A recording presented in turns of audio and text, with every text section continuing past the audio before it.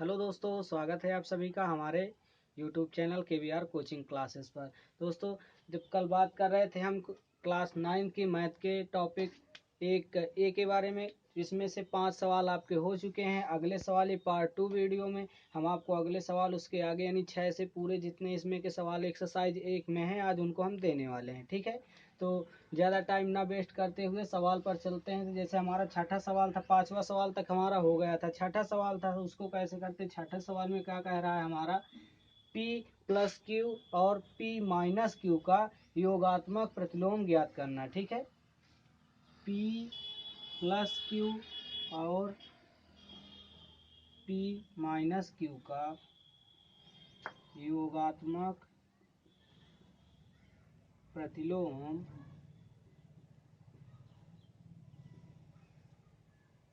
ज्ञात करना। ठीक है,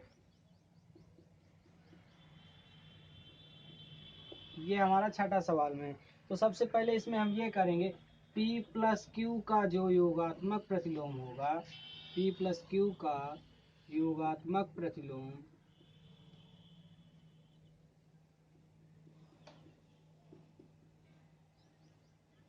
ये हमारा क्या हो जाएगा, माइनस P प्लस क्यू हो जाएगा। ठीक है, ये होगा हमारा क्या, माइनस P प्लस क्यू होगा। अगर बात करें P माइनस क्यू का, तो इसमें देखते हैं P माइनस क्यू का जो योगात्मक प्रतिलोम होगा, इसको यहीं लिखेंगे। तो ये क्या हो जाएगा, माइनस P माइनस क्यू, ये इसका योगात्मक प्रतिलोम हो जाएगा। ठीक है, तो इस तरह से ये हमारा क्या हो जाएगा, छठा सवाल। अब देखते हैं सातवां। सातवां कैसा, इसको थोड़ा सा हटा देते हैं।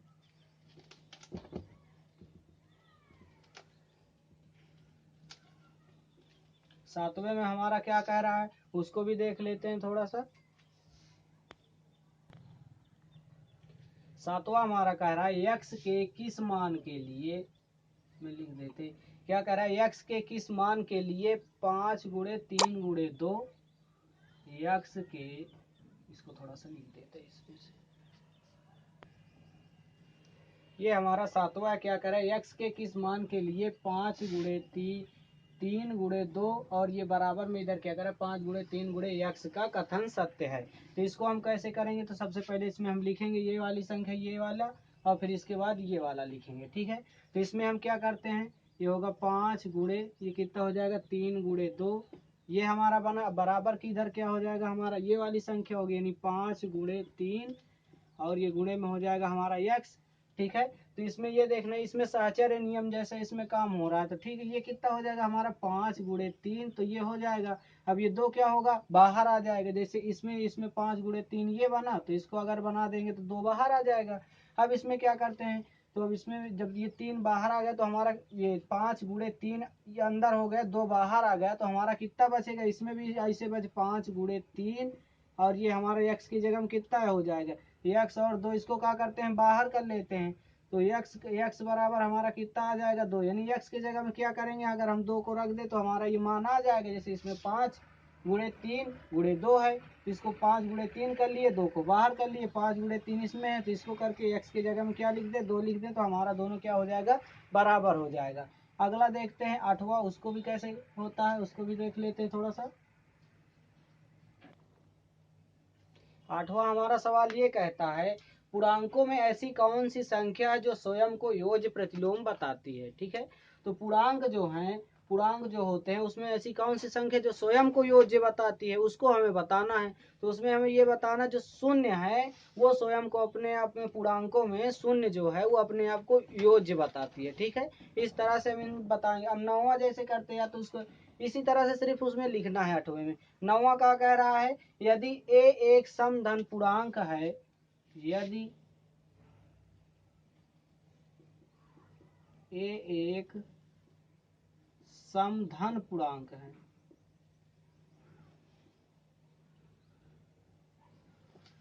यदि a एक समधन पूर्णांक है, तो बताइए कि संख्या, तो बताइए कि संख्या, तो बताइए कि संख्या a माइनस 1 और a प्लस 1 सम है या विषम। ठीक है, a माइनस 1 a प्लस 1 सम है या विषम।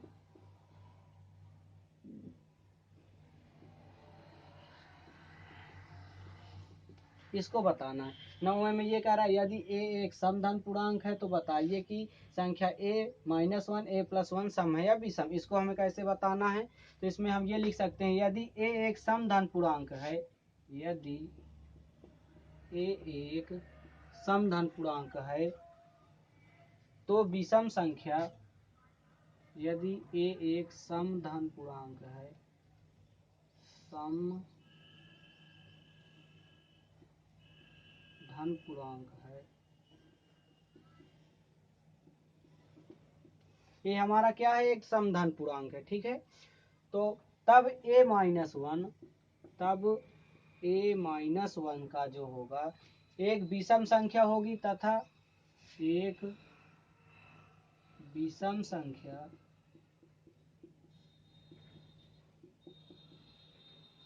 तथा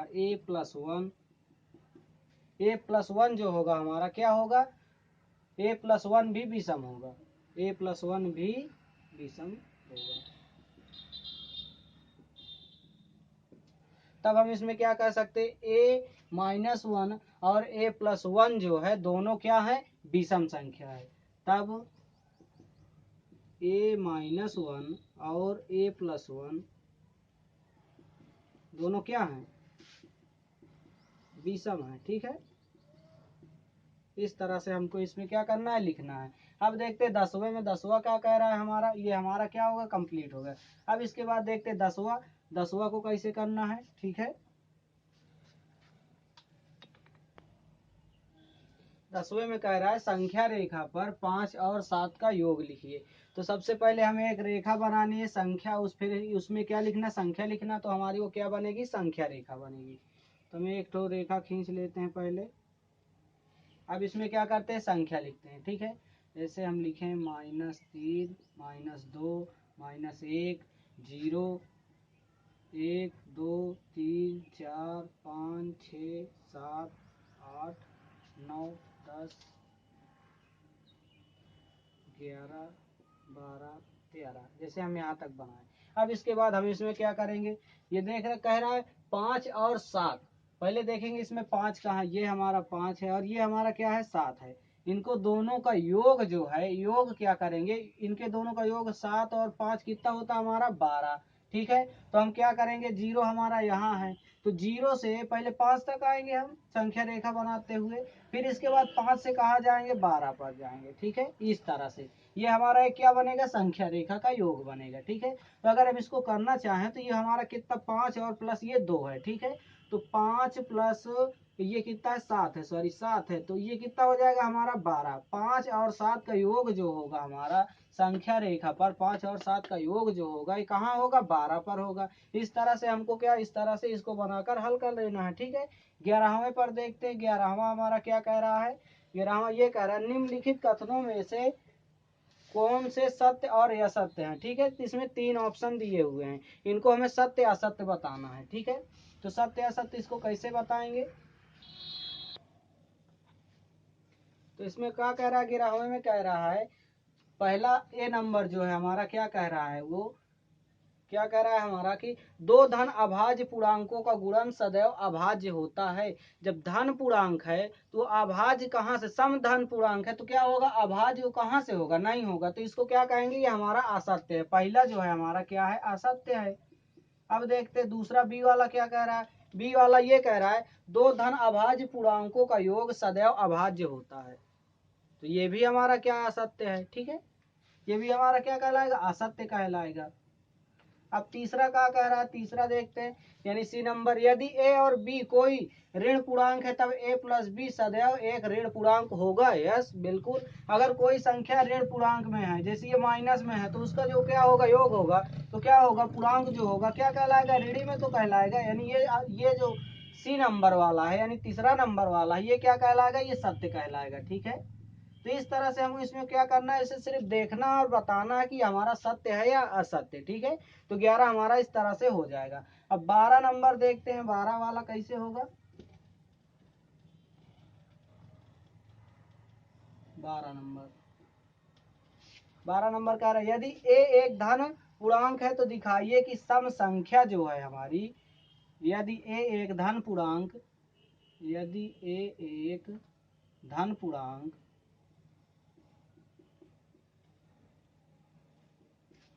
यदि ये एक धन पूर्णांक है तो क्या करना है, दिखाइए कि ए और 1 दिखाइए कि ए कामा ए प्लस 1 ए प्लस 2 ए प्लस 3 इतना हमारा दिया हुआ है। ठीक है, इसमें क्या करना है, संख्या 24 से पूर्णतः विभाजित हो रही है या नहीं। ठीक है, विभाजित होती है या नहीं, इस तरह से हमारा ये है। कौन सा 12 नंबर क्या कह रहा है, जैसे ये हमारे पास है 1 2 3 4 हमारे पास दिए हैं, तो इसमें हम ये लिख सकते हैं कि जो हमारा हल जो है हमारा क्या है, ए कामा ए प्लस 1 और ए प्लस 2 ए प्लस 3 इतना हुआ हमारा दिया हुआ है। इसको क्या करना है, हमारे कितने पद है, 1 2 3 4 पद है हमारे पास, तो इसमें हम ये लिखेंगे 4 क्रमागत धन पूर्णांक जो हैं, 4 क्रमागत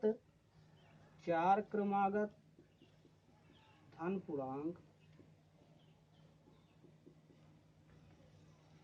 4 क्रमागत धन पूर्णांक आता है जो हमारे पास ये आएगा, अतः हमें क्या कहलाता है, इसमें से जो 4 हैं हमारे पास, एक 4 से विभाजित होता है, अतः यह एक 4 से विभाजित होगा, 4 से विभाजित है। कैसे वो देखते हैं, अब इसमें देखेंगे, अगर इसमें से देखेंगे तो हमारे पास कितना, अगर 3 से देखें तो हमारे पास 3 होगा, 2 से देखेंगे तो 2 होगा, और ये हमारा एक, तो उससे कोई मतलब ही नहीं, तो इसमें हम ये लिख सकते हैं 4 से विभाजित। इसी तरह 3 क्रमागत धन पूर्णांक होगा, उसमें से विभाजित हो जाएगा 3 वाले क्रमागत पूर्णांक से। इसी प्रकार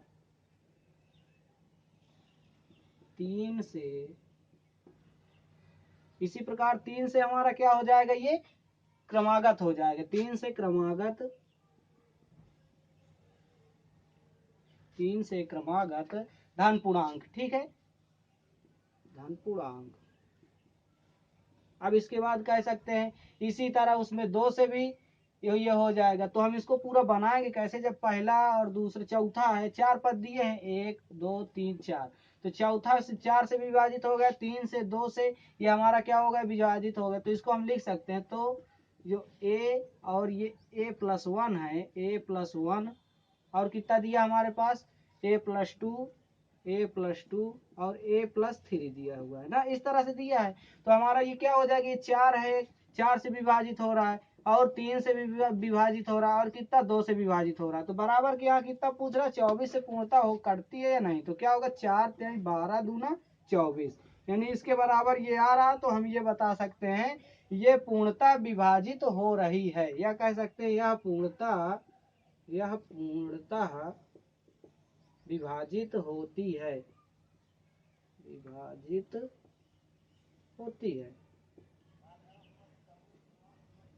इस तरह से हम क्या करेंगे, इसको हल कर लेंगे। 13 नंबर में कैसे है उसको भी देखते हैं।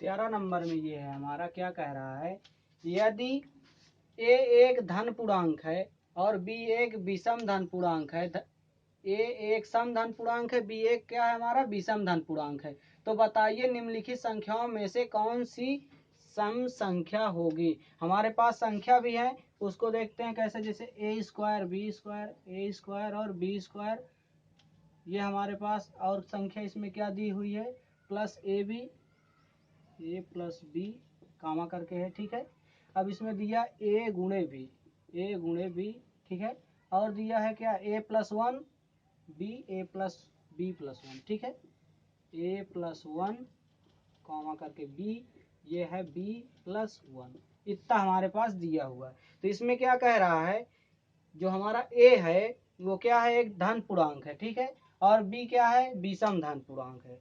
यदि सम धन पूर्णांक है ए और विषम धन पूर्णांक है बी, तो क्या करना है, ए और बी का मान ज्ञात करना है, जैसे इसमें दिया है उस तरह से हमको ज्ञात करना। तो हम इसमें ये लिख सकते हैं कि हम जानते हैं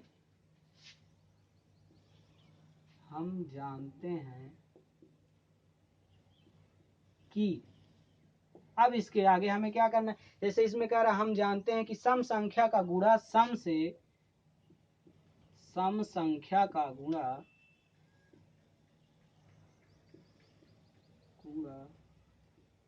सम संख्या का गुणा सम संख्या कहलाती है। ठीक है, सम संख्या कहलाती है।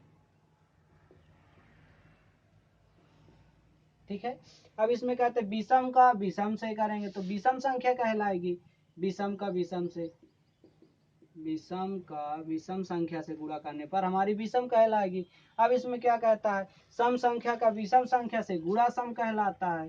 सम संख्या से, सम संख्या से विषम संख्या पर का गुणा सम कहलाता है। क्या कहलाता है, सम संख्या से विषम संख्या से गुणा सम संख्या होती है तथा सम संख्या और विषम संख्या का योग तथा सम संख्या और विषम संख्या का योग कितना हो जाएगा हमारा, विषम कहलाएगा। ठीक है, विषम संख्या होगी, विषम संख्या कहलाएगी।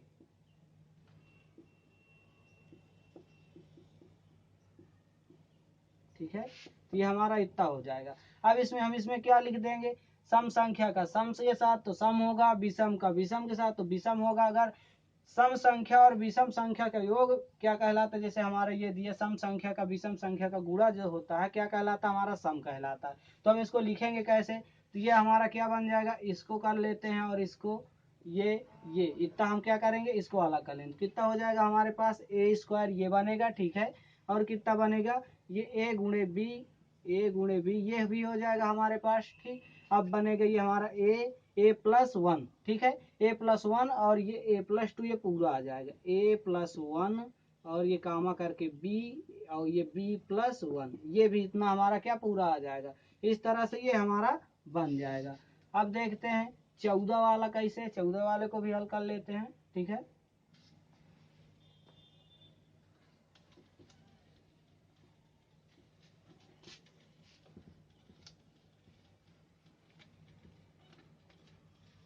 चौदह वाला क्या कह रहा है हमारा, धन पूर्णांक के किन गुणधर्मों के अंतर्गत निम्नलिखित कथन सत्य हैं। इसमें कुछ 4 ऑप्शन दिए हुए हैं आपको, जिसमें से पहला 3 गुणा 8 प्लस 7 बराबर का है 3 गुणा 8 और प्लस 3 गुणा 7। इस तरह से हमारा पहला ऑप्शन दिया है।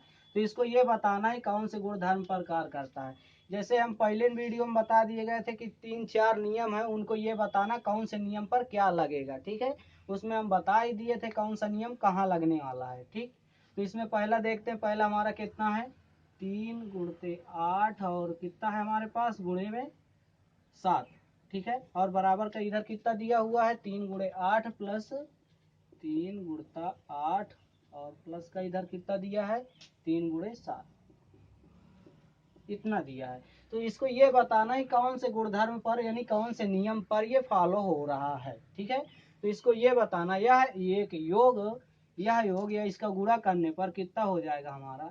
इसमें हमें पूछ रहा है सिर्फ क्या, कथन कैसे हैं इनको ये बताना है। ठीक है, धन पूर्णांकों के नियम के गुणधर्मों के अनुसार निम्नलिखित कथन सत्य है या नहीं, तो इनको ये बताना है। तो ये हमारा कथन कौन किस पर सत्य है ये बताना है।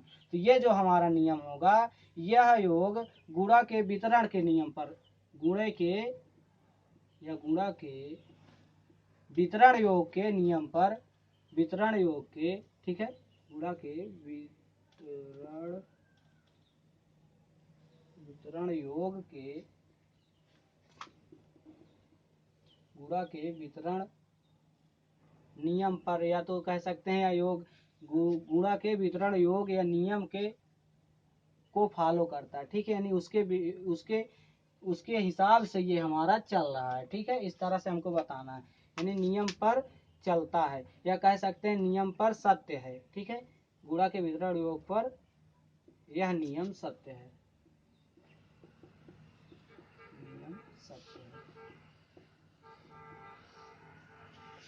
दूसरा क्या कह रहा है,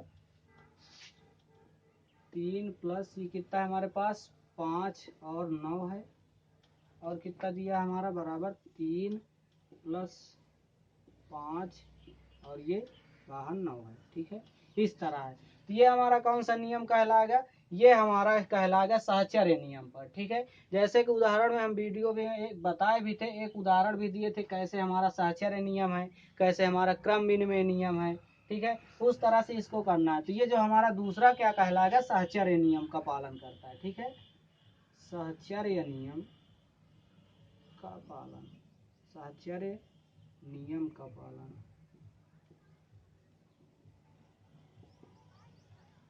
करता है। इस तरह से ये हमारा हो जाएगा। तीसरा क्या कहता है, तीसरे को देखते हैं। तीसरा हमारा कह रहा है 3 गुणित 2, 3 गुणित 2 बराबर, और कितना है हमारे पास 2 गुणित 3, 2 गुणित 3।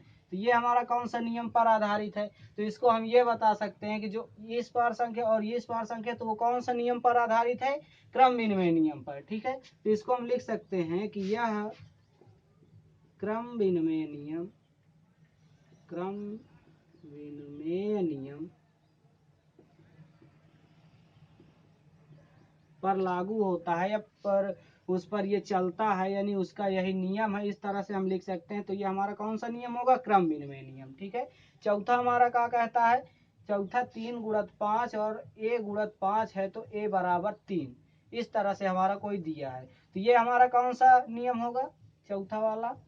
चौथा क्या करें, a 3 गुणा दिया, 3 गुणित 5, 3 गुणित 5 बराबर a, और कितना दिया है, a गुणित 5। ठीक है, ये दिया है। तो क्या कह रहा है, तो a बराबर 3, a बराबर 3। तो ये कौन से नियम पर लागू होता है, तो इसको हम लिख सकते हैं निरसन नियम पर। ठीक है, निरसन, निरसन नियम। ये कोई अलग सा इसमें नियम आ गया जिसको अभी हम बताए नहीं है। ये 3 नियम हम आपको बता ही देते। तो ये निरसन नियम जो है ये इस पर फॉलो करता है, निरसन नियम पर। तो ये हमारा इतने हो जाएंगे। ठीक है, ये हमारे कहाँ तक कंप्लीट हो गए, 14। अब लास्ट एक बचा, वो क्या करें, संख्या रेखा पर -5 और -2 0 1 2 5 को दर्शाइए। जैसे हमारा कौन सा अभी सवाल था, ये 10वां सवाल था, उसी प्रकार से सेम इसको करना है। इसमें थोड़ा सा अलग दिया हुआ है, इसको भी कर लेते हैं। ठीक है, जब तक इसे हम हटा देते हैं, और लास्ट वाला सवाल हमारा बचा हुआ 15 नंबर, उसको करते हैं। फिर इसके बाद अगली एक्सरसाइज जो हमारी होगी 1 का और बी। ठीक है, 1 का बी, जो फर्स्ट का बी है वो हमारी होगी। तो इसमें क्या कह रहा है, 15 नंबर पर संख्या रेखा पर -5, -5 और कितना दिया है, -2 0 1 2 5 को दर्शाइए, को दर्शाइए।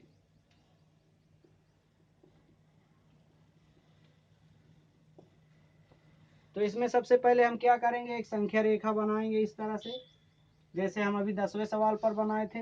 अब इसके बाद क्या करना है, इनको रखना है संख्या रेखा पर। तो कहाँ से शुरू करें, -5 से कहाँ तक, 5 तक लाएंगे। ठीक है, फिर इसके बाद यहाँ जो मूल बिंदु होगा, कौन कौन से संख्या हैं उनको हमें क्या करना है, दर्शाना है। ठीक है,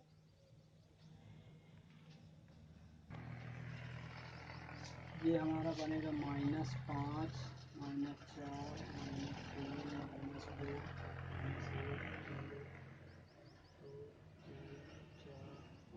इस तरह से हमारा ये बनेगा। ठीक है, अब इसमें क्या करेंगे कि -5 से -4 -3 -2 -1 0 1 2 3 4 5, ये -5 से 5 तक के बीच का जा रहा है। ठीक है, अब इसमें क्या करना है, इसमें कुछ नाम दे देते हैं कि ये हमारा ये वाला है और ये वाला है। कितना दे रहा है, 2 0 1 2 5, यानी 3 2 5 1 6 दिया है। ठीक है, तो हम कैसे करेंगे, सबसे पहले वाले को अगर हम माने, इसको मान सकते हैं ए बी, ये नाम अपने से अपने हिसाब से कुछ भी दे सकते हैं, जैसे हम दे दिए इसको बी। ठीक है, अब ये 2 वाले को क्या दे रहे हैं, -2 वाले को क्या दे रहे हैं, इसको ए दे देते हैं। ठीक है, अब एक वाला तो है नहीं इसमें, -1 तो है नहीं, इसको छोड़ देंगे। प्लस का 1 है तो उसको क्या नाम देंगे, प्लस का 1 जो होगा उसको, ये क्या हमारा, ये जीरो जो हमारा क्या होता है, मूल बिंदु होता है। तो इसको हम क्या कह सकते हैं, ये हमारा मूल बिंदु है, इससे हमसे कोई मतलब नहीं है। तो एक जो हमारा होगा उसको क्या नाम देते हैं, पी नाम देते हैं, ठीक है।